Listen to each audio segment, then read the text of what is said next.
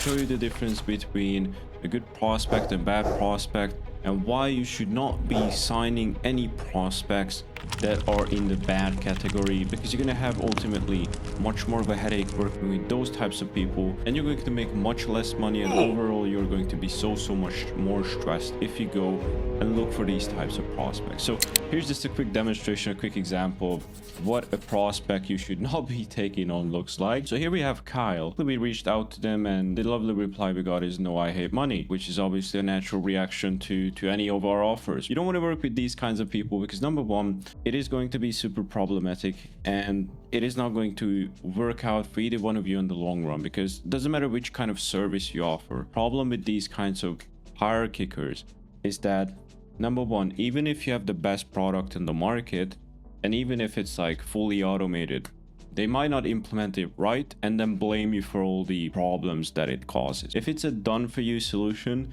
then don't get me started. Like, they're gonna blame you for the leads not being the right quality, they're not showing up on time, even though they're not following up with them whatsoever, and that wasn't part of the agreement.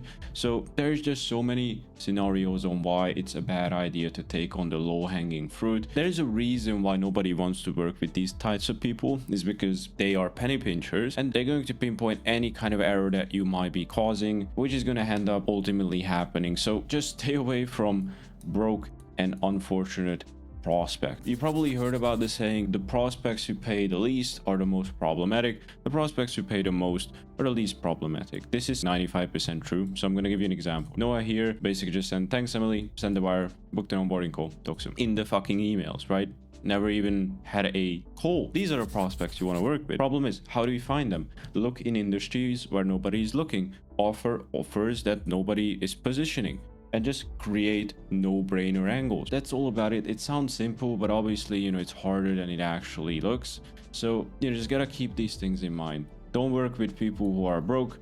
Work with people who actually got money, because they are going to trust you ultimately as the service provider. Because people who pay you $300 for a setup, you don't even have any money to actually pay for proper infrastructure if you're doing any type of outbound with them. So minimum charge 3 to 5k per setup. If you're doing pay-per-call, just do like 2, 3, 400, or just start off with a retainer or high leverage actual engagement packages. I know people were selling 75k per quarter engagement packages, very small TAMs, which are very high up the value ladder. You don't want to target marketing agencies. You want to target people that have actually money to invest, and these prospects are going to be so much more easier to work with. You can afford to charge higher prices, and what that allows you to do is, number one, it gives you money to actually overspend. So if they pay you 10 grand, but realistically all you need is 1 grand, right, to actually fulfill them, that means you can actually overspend and get them even better results. So that's good, because that leaves you more money in your pocket,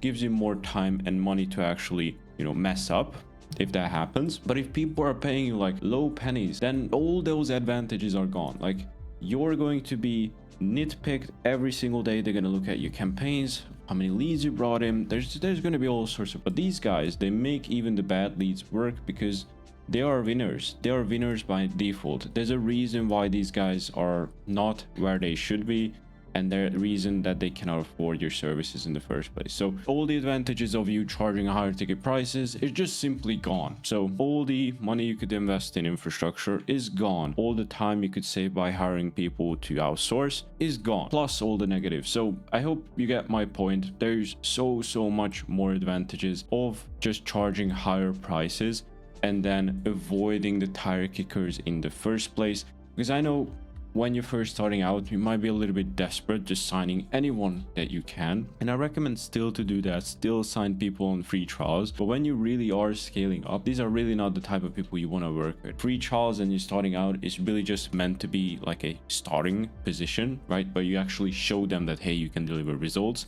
and then actually get them results and then scale up from there. And that comes with really experience on what type of niches you can run into.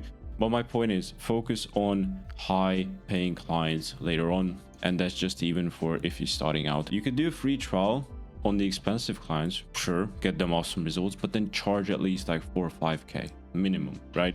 That gives you money to actually spend. So it's a little short video. I hope you got some value out of this, and I know it is a touchy topic, but This is just based on my experience after 3 years of being in the industry, and basically like every single friend that I talk to agrees with me on this. But you can make your mistakes on your own, or you can just listen to me. It's up to you at this point. I'll see you in the next one.